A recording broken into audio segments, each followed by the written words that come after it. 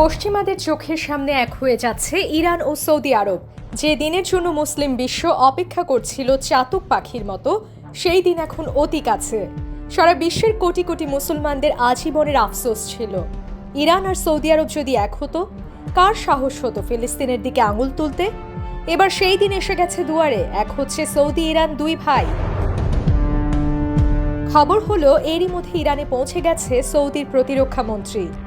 দুই চির প্রতিদ্বন্দ্বী দেশের মধ্যে বরফ গলা শুরু হয়েছিল চীনের মধ্যস্থতায়, কিন্তু এখন তা যেন আরো গভীর বন্ধুত্বে রূপ নিচ্ছে। আর এই খবরে হইচই পড়ে গেছে পশ্চিম পাড়ায়। তাহলে কি গোপনে গোপনে তৈরি হচ্ছে এক নতুন শক্তিধর জোট? এদিকে ইরান ও রাশিয়া যৌথভাবে 20 বছরের একটি কৌশলগত রোডম্যাপ তৈরিতে উদ্যোগ নিয়েছে। এই দীর্ঘমেয়াদী পরিকল্পনার মাধ্যমে দুই দেশের অর্থনৈতিক, প্রতিরক্ষা ও প্রযুক্তিগত সহযোগিতা জোরদার হবে বলে ধারণা করা হচ্ছে। তেহরান ও মস্কোর এই ঘনিষ্ঠতা পশ্চিমা বলয়ের জন্য নতুন ভাবনার কারণ হয়ে দাঁড়িয়েছে। এরই মধ্যে ওমানে যুক্তরাষ্ট্র ও ইরানের মধ্যে পারমাণবিক চুক্তি নিয়ে বৈঠক অনুষ্ঠিত হয়েছে। যদিও ওমানের সেই বৈঠকে দুপক্ষ একই কক্ষে সরাসরি আলোচনায় বসেছে কিনা তা স্পষ্ট জানা যায়নি। তবে মার্কিন বিশেষ দূত স্টিভ উইটকফ ও ইরানি শীর্ষ কর্মকর্তার মধ্যে এই আলোচনাকে উভয় পক্ষ ইতিবাচক ও গঠনমূলক বলছে।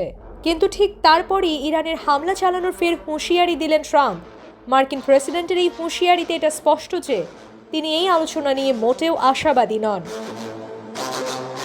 তবে শত্রুদের ছেড়ে কথা বলছে না ইরান।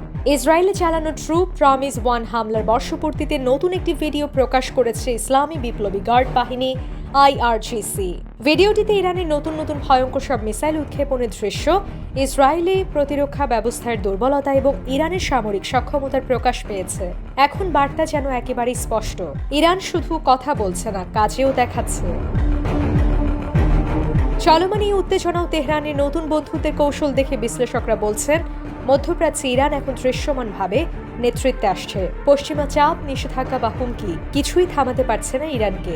একের পর এক কৌশলগত চাল, অভ্যন্তরীণ শক্তি প্রদর্শন এবং আঞ্চলিক মিত্রতার কৌশল, সব মিলিয়ে ইরান এখন যেন সেই শক্তি যার দিকে তাকিয়ে আছে পুরো বিশ্ব।